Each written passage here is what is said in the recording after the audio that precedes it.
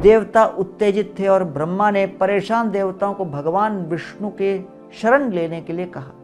तापत्रयेणाभीतस्य घोरे संतप्यमानस्य भवाद्वनीश पश्यामि नान्यत् शरणं तवांग्री द्वंद्वात् पत्रात् अमृताभिवर्षात्।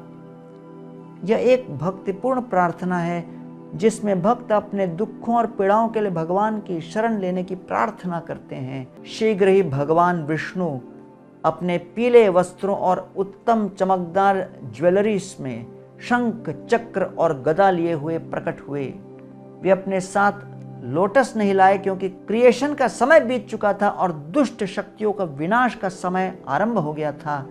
वह हाथ जिसमें कमल था अब ऊपर की ओर रखा गया था।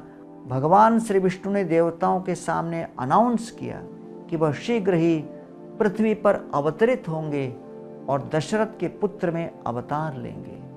उन्होंने ब्रह्मा जी को ये इंश्योर करने के लिए भी इंस्ट्रक्शन दिया कि सभी देवताओं को उनकी एक्टिविटीज में उनकी सहायता करने के लिए वानर के रूप में पृथ्वी पर भेजा जाए। इसके बाद भगवान श्री विष्णु अंतर्धान हो गए। ब्रह्मा ने तुरंत कार्यवाही करते हुए देवताओं को अलग अलग कैरेक्टर्स निभाने के लिए वानर के रूप में पृथ्वी पर प्रकट होने के लिए तैयार किया। उन्होंने सूर्य को सुग्रीव, इंद्र को वाली, कुबेर को नील, वरुण को सुषेण, वायु को हनुमान और इस तरह सबको बदलने का निर्देश दिया। ब्रह्मा जी ने खुद एक भालू बनने का उत्तरदायित्व लिया जिसका नाम जांबवान था, जो अंततः सभी के लिए प्रेरणा और ज्ञान के स्रोत थे। धरती पर वापस दशरथ का यज्ञ अंतिम चरण में था। एक लाल चेहरे वाला व्यक्ति एक मिठाई से भरे हुए, खीर से भरे हुए गोल्डन वेसल के साथ आया और उसे दशरथ महाराज को सौंप दिया। बुढ़ापे में कदम रख चुके दशरथ को फिर से एक युवापन अनुभव हुआ। अपने हाथों में पात्र की चमक से चमकते हुए उत्साहित दशरथ अपनी रानियों के पास दौड़े। 353 रानियों में से दशरथ महाराज ने उन 3 रानियों को चुना जो दिव्य खीर को प्राप्त करने के लिए पर्याप्त रूप से सुयोग्य थीं। दशरथ महाराज ने उस अमृत खीर को 2 भागों में डिवाइड किया, जिसमें से आधा उन्होंने अपनी पहली पत्नी कौशल्या को दिया। दशरथ ने शेष मिठाई को फिर से आधा कर दिया। इस बार उन्होंने अपनी दूसरी पत्नी सुमित्रा को आधा हिस्सा दिया। सुमित्रा ने अपना हिस्सा मिलने पर उसे प्रार्थना की मुद्रा में अपने हाथों में पकड़ लिया और मिठाई का सेवन नहीं किया।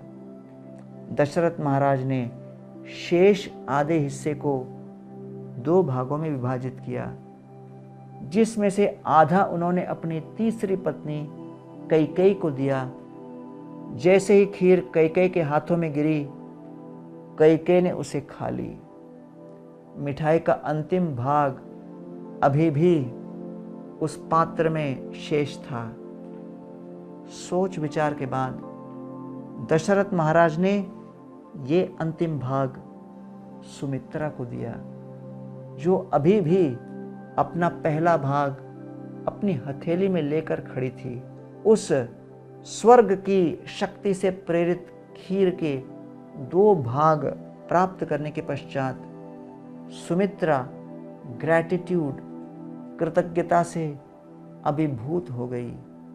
फिर उसने दिव्य मिठाई का सेवन किया। ऐसे बच्चों के लिए प्रार्थना की जो उस परम भगवान की सेवा में साधन होंगे, और वैसा ही हुआ। उनके पुत्र सेवा और सहयोग के प्रतीक बने। उनके जुड़वा बच्चों ने अपनी पर्सनल विशेष को एक तरफ रख दिया और अपने भाइयों की सेवा करने पर ध्यान केंद्रित किया। 12 महीने के एंड में चैत्र शुक्ल नवमी और पुनर्वसु नक्षत्र में कौशल्या ने पहले पुत्र को जन्म दिया। शिशु का चेहरा पूर्णिमा की चंद्रमा की तरह था। गोल मटोल गाल थे और लाल रंग की लोटस पेटल्स जैसे नेत्र थे। उनकी त्वचा ग्रीन एमराल्ड की तरह चमक रही थी। काले बालों ने उनके सर को आवृत कर दिया था और उनका पूरा देह बड़ा ही मुलायम और कोमल था। अपने पहले पुत्र का समाचार सुनकर दशरथ महाराज के आनंद की कोई सीमा नहीं थी। अंत में जब उन्होंने अपने पुत्र को देखा, उन्होंने जो देखा उससे वो मेस्मराइज हो गए। जब उन्होंने अपने बेटे को गोद में लिया, उन्हें लगा मानो पूरे ब्रह्मांड उनके हाथों में एक अति आकर्षक रूप में प्रस्तुत हुए हैं। अगले दिन प्रातःकालीन कैकेयी ने चैत्र शुक्ल दशमी के प्रातःकाल पुष्यमी नक्षत्र में एक सुंदर पुत्र को जन्म दिया। उसी दिन दोपहर में सुमित्रा ने अश्लेषा नक्षत्र में जुड़वा बच्चों को जन्म दिया। बच्चे उसी ऑर्डर में पैदा हुए थे जिस ऑर्डर में उनकी माताओं ने उनकी मिठाई का सेवन किया था। अयोध्या में लंबे समय तक इस प्रकार का उत्सव और आनंद नहीं मनाया था। फूल लगातार स्वर्ग से बरसे और लोग उत्सव में भाग लेने के लिए दुनिया भर से इस शहर में आए। दशरथ महाराज ने अनाउंसमेंट की कि अगले 7 वर्षों तक किसी प्रकार का टैक्स या कर नहीं लिया जाएगा। उन्होंने अपने खजाने को खोल दिया और कोई भी उससे जितना भी चाहे ले सकता था। बच्चों के जन्म के 11 दिन बाद महान ऋषि वशिष्ठ बच्चों के नामकरण समारोह करने के लिए दशरथ महाराज के महल में आए। बच्चों को ध्यान से देखने और प्रार्थना करने के पश्चात वशिष्ठ ने उन बच्चों को अनोखे नाम दिए। कौशल्या से उत्पन्न प्रथम पुत्र का नाम उन्होंने राम दिया, जिसका अर्थ है वो जो हर व्यक्ति को आनंद दे। रमन्ते योगिनो अनंते सत्यानंद चिदात्मनि इति राम पदेनासौ परम ब्रह्मा विधीयते। वशिष्ठ ऋषि ने कैकेयी के पुत्र का नाम दिया भरत, अर्थात भारवाही इति, इसका अर्थ है जिसने अपने सर पर एक बहुत महान भार उठाया हो।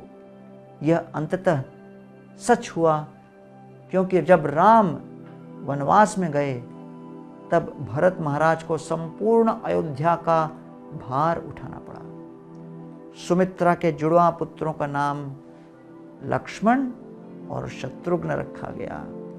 सर्व प्रियकरस्तस्य रामस्यपि शरीरतः लक्ष्मणो लक्ष्मी संपन्न बहिर्प्राण इव पर।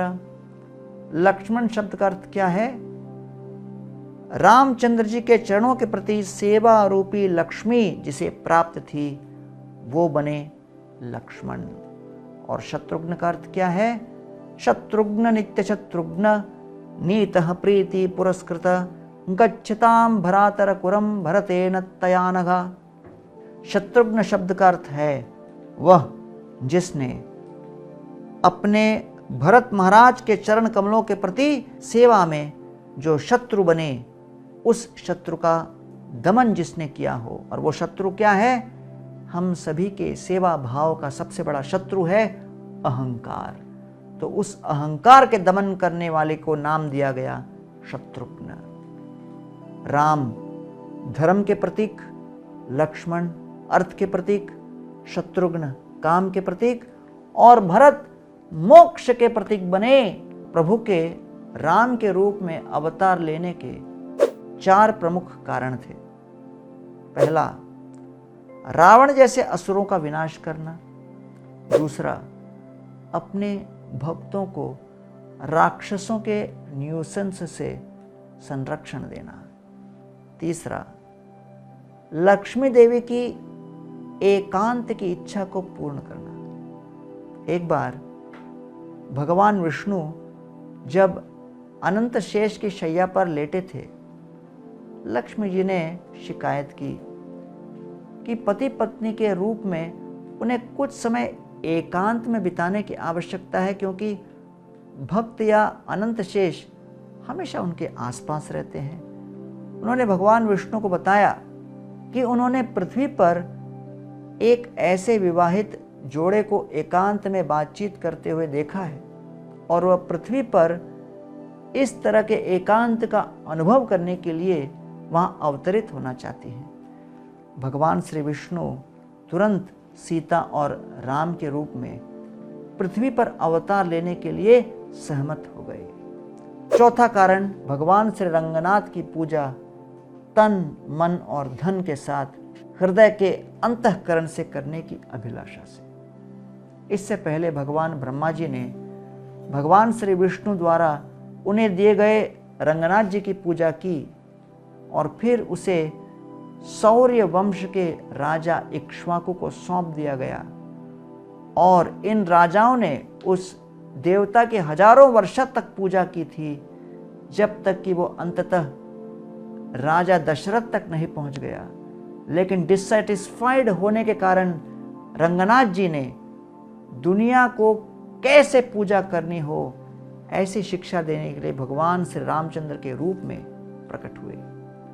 दशरथ महाराज ने अपने पुत्रों को आर्चरी और अन्य धनुर्विद्या में कुशल बनाने के लिए ऋषि वशिष्ठ के पास भेजने का फैसला किया। इस प्रकार दुनिया को रावण के आतंक से बचाने और बुराई पर अच्छाई की जीत स्थापित करने के लिए भगवान श्री विष्णु प्रभु रामचंद्र के रूप में प्रकट हुए और पृथ्वी पर सभी पर अपनी कृपा दृष्टि बरसाई। रामायण सीरीज के आगे के एपिसोड्स शीघ्र ही आएंगे। तब तक के लिए मेरे चैनल पर बने रहें। जय श्री राम, हरे कृष्ण।